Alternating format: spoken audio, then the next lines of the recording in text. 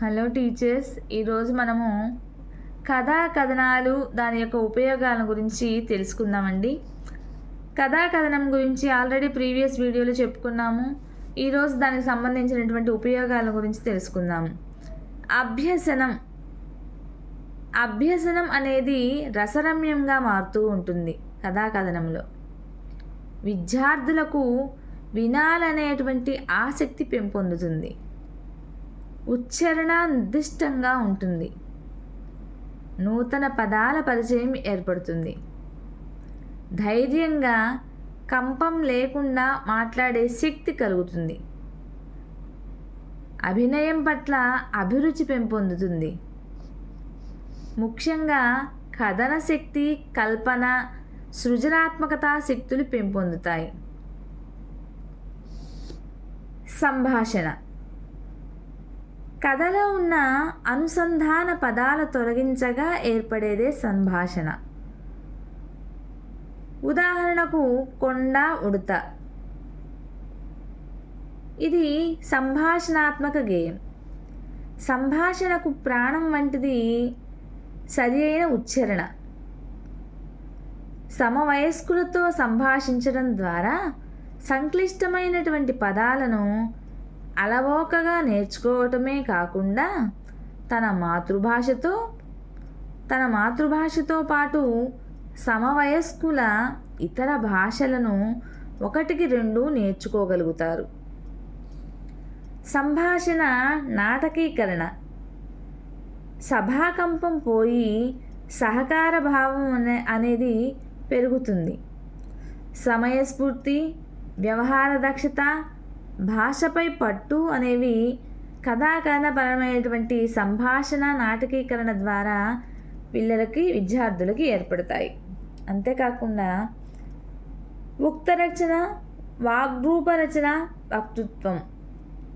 ఉక్తి అంటే మాట అనే అర్థం. రచన అంటే కూర్పు అనే అర్థం.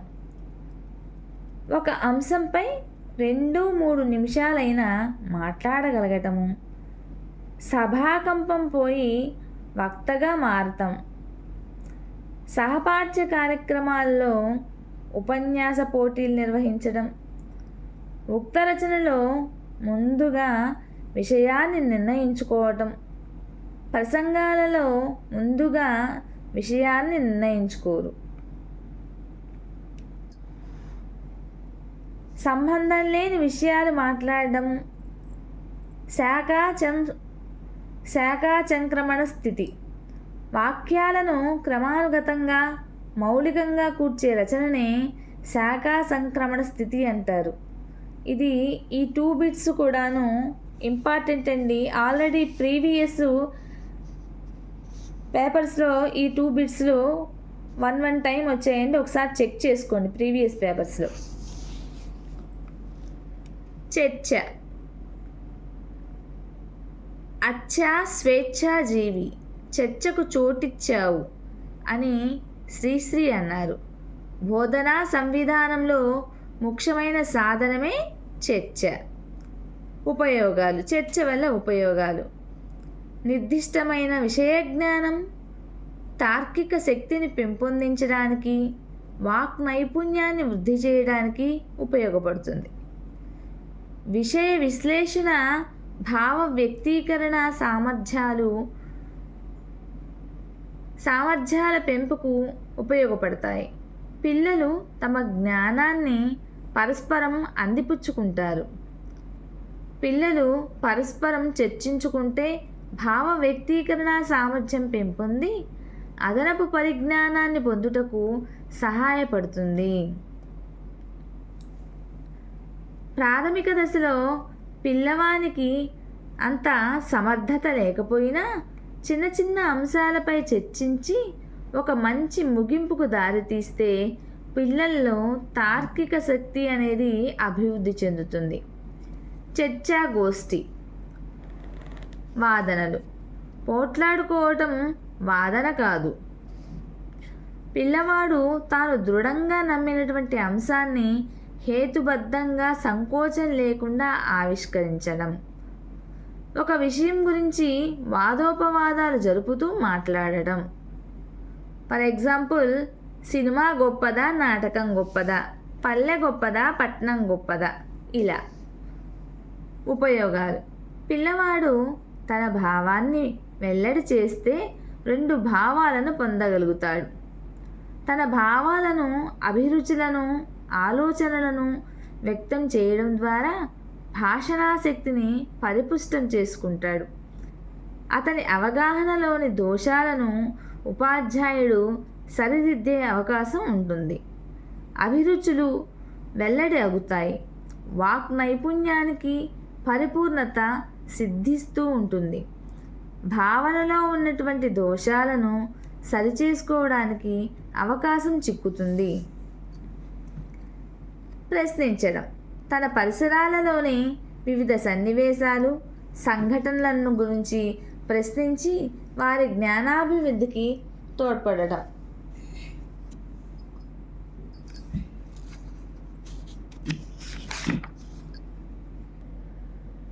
ఏమిటి, ఎందుకు, ఎలా ఈ ప్రశ్నలు జ్ఞానానికి మూలాలు. ప్రశ్నించడం వల్ల పిల్లలలో విషయ జ్ఞానాభివృద్ధికి దోహదపడుతుంది. పాఠ్యాంశాలను హేతుబద్ధంగా అర్థం చేసుకోవడానికి, సంభాషణ సామర్థ్యాన్ని పొందడానికి, తార్కికమైన, శాస్త్రీయమైన దృక్పథాలను అలవరుచుకోవడానికి తోడ్పడుతుంది. కుందభాస్కర్రావు రాసినటువంటి చిన్నారి ప్రశ్నల గేయంలో 2 చరాలు, రివ్వు రివ్వున ఎగిరి పువ్వు పువ్వున వాలు అందాల కిరీటం అది ఏమిటమ్మా, పూలతో దానికి పని ఏమిటమ్మా, ఇది.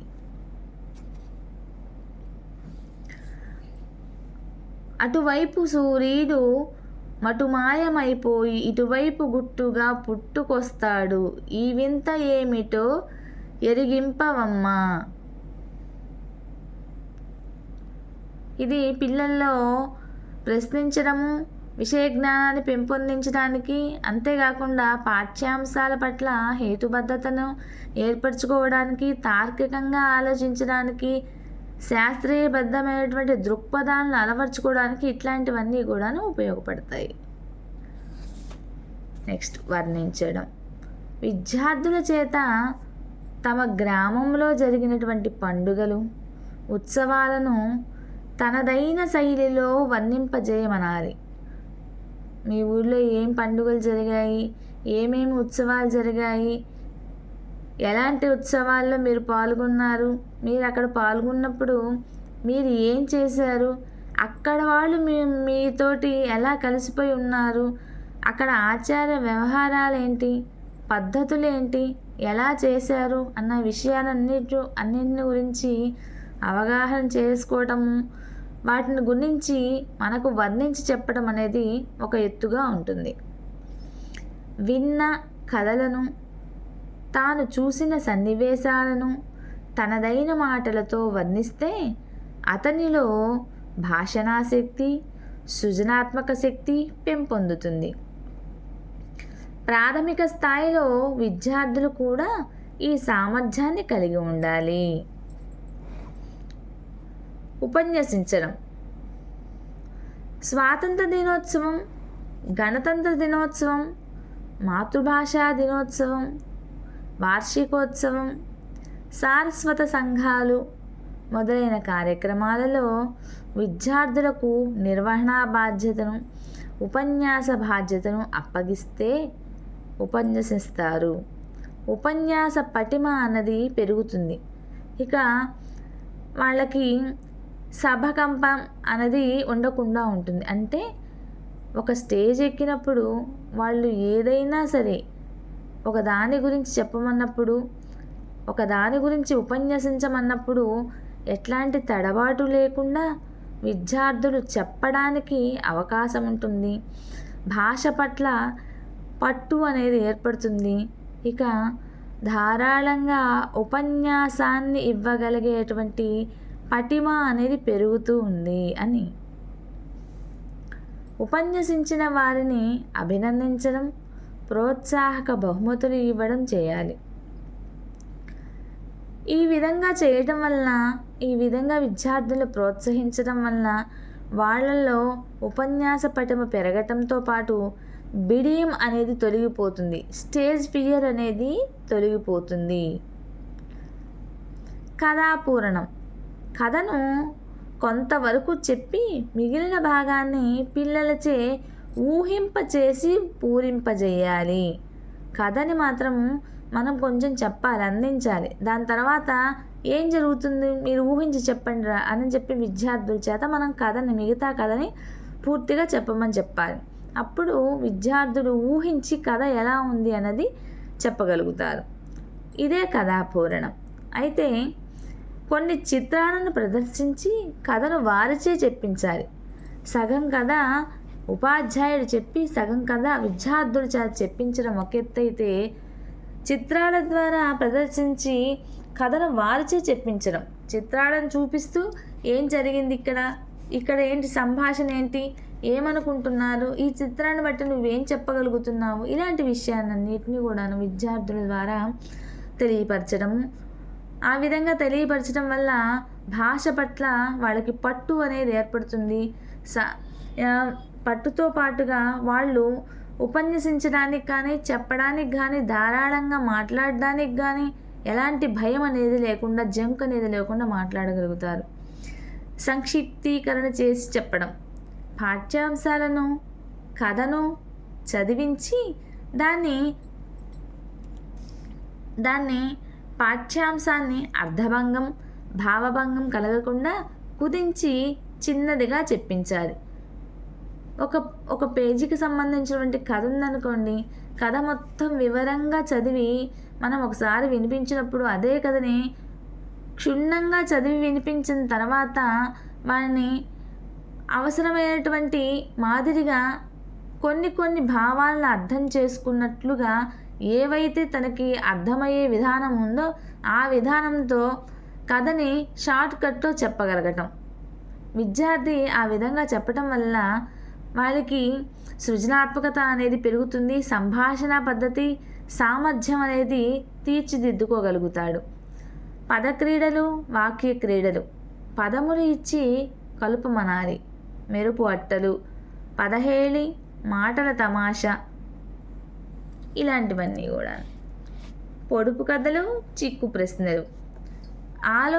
పొడుపు కథలు చిక్కు ప్రశ్నల వల్ల విద్యార్థులకి ఆలోచన సామర్థ్యము పెరుగుతుంది, ఊహాశక్తి పెరుగుతుంది. తోకలేని పిట్ట 90 ఆమడలు పోతుంది. ఏమిటది? ఉత్తరం. అడవిలో పుట్టింది, అడవిలో పెరిగింది, మా ఇంటికొచ్చింది, తైతక్కలాడింది. ఏమిటది? కవ్వము. ఇలాంటివి అడగటం వల్ల మెదడుకు మేత, వాళ్ళకి మెదడు పదులుగా తయారవి విద్యార్థుల్లో ఈ ఆలోచన శక్తి అనేది పెరుగుతుంది. పద్య పఠనం కంఠస్థం. అలానే లోకజ్ఞానం కనుగొనటం, ఇలాంటి వాటితో పాటు చిత్రాలను చూసి అక్కడ ఏం జరుగుతుంది, అక్కడ ఎలుక ఉందా, సైకిల్ మీద ఎవరున్నారు, ఇట్లాంటివన్నీ కూడా చిత్రాలను చూసి అవగాహన చేసుకోవడం ద్వారా వాళ్ళు చెప్పాల్సినటువంటి మాటని వాళ్ళ యొక్క భావాల ద్వారా విషయాన్ని ఇతరులకు వెళ్ళబుచ్చడం. వివేచించడం. సైకిల్ వెనుక భాగాన్ని ఎందుకు చూడలేకపోతున్నాం, చిన్నపిల్ల ఎందుకు ఏడుస్తుంది, ఎలుక ఎందుకు దాక్కుంటుంది, ఇలాంటి వాటిని అన్నిటినీ గురించి ఆలోచించడం, వాటిని గురించి తెలియపరచడం. జరగబోయేది ఊహించడం. ఈ వ్యక్తి ఎక్కడికి వెళతాడు, చిన్నపిల్ల ఇంటికి ఎలా వెళుతుంది, వాళ్ళ ఇంట్లో చిన్నపిల్ల ఏం చేస్తుంది, ఇలాంటివన్నీ. స్వీయ అనుభవాల గురించి. నీవెప్పుడైనా సైకిల్ పైన కూర్చున్నావా, నీకు పరిచయం లేని వ్యక్తితో ఎప్పుడైనా ఉన్నావా, అప్పుడేం జరిగింది. తనను గురించి తాను మాట్లాడే అవకాశాన్ని పిల్లలకు ఇవ్వడం, పాఠశాల అనుభవాలను చెప్పడానికి పిల్లలకు అవకాశం ఇవ్వడం, చిత్రాలపై చర్చలకు పిల్లలకు ప్రోత్సాహం ఇవ్వడం, ఇలాంటివన్నీ కూడాను. నెక్స్ట్ వాగ్దోషాలు. భావదోషాలు, విషయ దోషాలు. విషయ పరిజ్ఞానానికి చెందినవి వాగ్దోషాలు, అవే భావదోషాలుగాను విషమ దోషాలుగాను చెప్పుకోవచ్చు. మర్చిపోవడం, సభాకంపం వల్ల ఈ దోషాలు జరుగుతాయి. ఉదాహరణకు శ్రీకృష్ణుడు కురుక్షేత్ర యుద్ధంలో కౌరవుల పక్షాన ఉన్నాడు. భావాదోషాలు అవే భాషా దోషాలు, అవే వ్యాకరణ దోషాలు. వాక్యాలు కష్టమైన అన్వయం కలిగి ఉండడం, క్లిష్టమైన పదాలతో కూడి ఉండడం, వాక్యాలు పెద్దవిగా ఉండడం కారణంగా భాషా దోషాలు ఏర్పడడం. భాషా జ్ఞానం లేకపోవటం సభాకంపం వల్ల కూడా ఏర్పడను. ఉదాహరణకు ఆమె చదువుతున్నాడు, ఇక్కడ ఆమె చదువుతుంది అనే బదులు ఆమె చదువుతున్నాడు. ఎందుకంటే అక్కడ భాషా జ్ఞానం లేకపోవడంతో పాటుగా సభలో స్టేజ్ ఎక్కిన తర్వాత స్టేజ్ ముందు అందరూ ఉంటారు. వాళ్ళందరినీ చూసేసి వెనకద ముందు వెనక ఒకదానికి పెట్టాల్సింది ఇంకోటి అలా పెట్టి తప్పులుగా చదువుతుంటారు. అలా అని వాళ్ళకి రాదని కాదు, భాషా జ్ఞానం లేకపోవడంతో పాటు సభాకంపం కూడా ఉండటం వల్ల ఇలాంటివన్నీ కూడా జరుగుతుంటాయి. ఫర్ ఎగ్జాంపుల్, ఆమె చదువుతున్నాడు, నేను రేపు పాఠశాలకు వెళ్ళాను, ఇలాంటివన్నీ. ఉచ్చారణ దోషాలు. సమస్వర రాహిత్యం. మొదట అందరికీ వినిపిస్తుంది, క్రమేపీ స్వరం తగ్గించుకుంటూ వెళ్ళడం. దీన్ని మనము సమస్వర రాహిత్యం అంటారు. మొదట గట్టిగా చదువుతూ తర్వాత క్రమేపీ చిన్నగా తగ్గించుకుంటూ రావటం, దీన్నే సామరస్య రాహిత్యం అంటాము. సమవేగ రాహిత్యం. మొదట నెమ్మదిగా మొదలుపెట్టి తర్వాత వేగం ఎక్కువ చేసి చివరిలో అర్ధరహితంగా మాట్లాడటం. వేగోచ్చారణ దోషం. శ్రోత స్పష్టంగా అనుసరించలేనంత వేగంగా మాట్లాడడం, గుక్క తిప్పుకోకుండా మాట్లాడుతుంటారు. సో దాన్నే మనము వేగోచ్చరణ దోషం అంటాము. ఈ దోషాలకు కారణాలు భయం, సందేహం, అనుకరణ దోషం. ఎవరో వెనక తరుముతున్నట్లుగా, నేనేదో తప్పులు మాట్లాడుతున్నాను అన్నట్లుగా తడబడుతూ మాట్లాడడము, భయంగా మాట్లాడడము ఉంటారు. ఇలా భయపడుతూ తప్పులు మాట్లాడుతున్నారని సందేహంతో మాట్లాడుతున్నప్పుడు స్పీడ్గా చదివేస్తూ ఉంటారు. అప్పుడు నిజంగానే స్పష్టత లేకుండా మాట్లాడుతూ ఉంటారు వేగంగా. దాన్నే వేగోచ్చరణ దోషాలు అంటారు. తప్పులు దొర్లాడుతూ ఉంటాయి ఈ విధంగా. ఈ దోషాల నివారణకు ఆత్మవిశ్వాసం, ధైర్యాన్ని పెంపొందించడం చేయాలి. ధారాళంగా మాట్లాడలేకపోవటం. మధ్యలో ఏవో నిరర్ధకమైనటువంటి ధ్వనులను పలకడం, చివరి పదాన్ని మళ్ళీ అందుకుని మాట్లాడడం, ఇలాంటివన్నీ కూడాను ధారాళంగా మాట్లాడలేకపోవడానికి మూల కారణాలు. భావాలు వెంటనే గుర్తుకు రాకపోవటం వలన ఇలా జరుగుతూ ఉంటాయి. నెక్స్ట్, పఠనం అభివృద్ధి పద్ధతులు. భాషా నైపుణ్యాలలో మూడవది మరియు భావగ్రహణ నైపుణ్యాలలో రెండవది. లిపి రూపంలో ఉన్న అంశాన్ని చదివి అందులోని భావాలను గ్రహించడమే పఠనం అని అంటాము. లోకాన్ని చూడడానికి కన్ను ఎంత అవసరమో లోకజ్ఞానాన్ని చూడడానికి పఠనం అంత అవసరం. కావ్యం చదవని నోరు, కారం తినని నాలుక రెండూ ఒకటే అన్న సామెతను ప్రోత్సహించేదే నైపుణ్యం. మూర్తిమత్వాన్ని బహుముఖాలుగా వికసింపజేసే ఔషధం. లోపరహిత శ్రవణ శక్తి లోపరహితమైన పఠనానికి దారితీస్తుంది. శ్రవణం మీద పట్టు ఉంటేనే పఠనంపై పట్టు కలుగుతుంది. పఠనంలో ముఖ్యమైనవి లిపి, ధ్వని, నేత్రం, ఉచ్చారణ, మనస్సు. లిఖిత రూపంలో ఉన్న విషయాన్ని చదివి దానిలోని భావాన్ని అర్థం చేసుకోవడమే పఠనం. లిపిబద్ధమైన భాషారూపం మీద ఆధారపడును. లిపి బద్ధమైనటువంటి భాషారూపం మీద ఆధారపడును. కంటి చూపుకు, పలుకు మేరకు, మేధస్సుకు మధ్య సమన్వయం అనేది ఉండాలి. జ్ఞాన పరిధి విస్తృతికి, వ్యవహార దక్షత పెంపుకు సమగ్ర మూర్తిమత్వానికి, ఆలోచనలు, సృజన, అనుభూతులు, ఆసక్తులకు, వైఖరుడు పెంపుకు తోడ్పడేదే సామర్థ్యము. ఒక విషయాన్ని చదివి తద్వారా దాని భావాన్ని గ్రహించడమే పఠనం అంటాము. మంచి గ్రంథాలు విజ్ఞాన సుగంధాలు. ప్రపంచం తెలిసిన పుస్తకం లాంటిది. దాన్ని చదవడం వల్ల మన జ్ఞాన నేత్రాలు తెరుచుకుంటాయి. ముద్రితమై ఉన్నటువంటి, రాయబడి ఉన్నటువంటి పదాలు లేక వాక్యాలను వాగేంద్రియాల సహాయంతో పలకడం పఠనము. అచ్చు వేసినటువంటి, రాయబడినటువంటి పుస్తకాల్లో ఉన్నటువంటి వాక్యాలను చదవటం ద్వారా, వాగేంద్రియాల సహాయంతో వాటిని పలకడం ద్వారా మనకి పఠనం అనేది అభివృద్ధి జరుగుతూ ఉంటుంది. మూర్తిమత్వ వికాసానికి గ్రంథ పఠనం మొదటి సోపానం. భాషణ లేఖనాలను వారధిగా నిలుస్తుంది. ప్రయత్నపూర్వకంగా మాత్రమే అలవడుతూ ఉంటుంది పఠన అభివృద్ధి. అలానే పఠనము ద్వారా కలిగినటువంటి జ్ఞానము వ్యవహార దక్షత సాధించి పెడుతూ ఉంటుంది. సాంస్కృతిక వారసత్వ విలువల పరిరక్షణకు దోహదపడుతుంది. కూలంకుష జ్ఞానాన్ని, నిర్దిష్టతను సాధించి పెడుతూ ఉంటుంది. పఠనపూర్వ పఠనాంతర కృత్యాలు పునాది కోసం ఉపయోగపడేవే పఠనం కోసం ఉపయోగపడేటువంటి కృత్యాలు. సో టీచర్స్, మీకు కనుక ఇలాంటి వీడియోలు నచ్చినట్లయితే ప్లీజ్ లైక్ చేయండి, షేర్ చేయండి, సబ్స్క్రైబ్ చేయండి, సపోర్ట్ చేయండి టీచర్స్. మీకు తెలుగు బోధనా పద్ధతులకు సంబంధించి ఈచ్ అండ్ ఎవ్రీ లెసన్ వివరంగా నేను పెడతాను. ఎవ్రీ లెసన్ చెప్పాక ఆ లెసన్కి రిలేటెడ్గా ప్రాక్టీస్ బిట్స్తో పాటుగా ప్రీవియస్ పేపర్స్ బిట్స్ని కూడా నేను మీకు అందించగలను తెలియపరుస్తున్నాను. సో టీచర్స్, ఈ వీడియోలన్నింటినీ కూడాను మీరు బాగా క్షుణ్ణంగా పరిశీలించి సబ్జెక్ట్ని నేర్చుకోండి.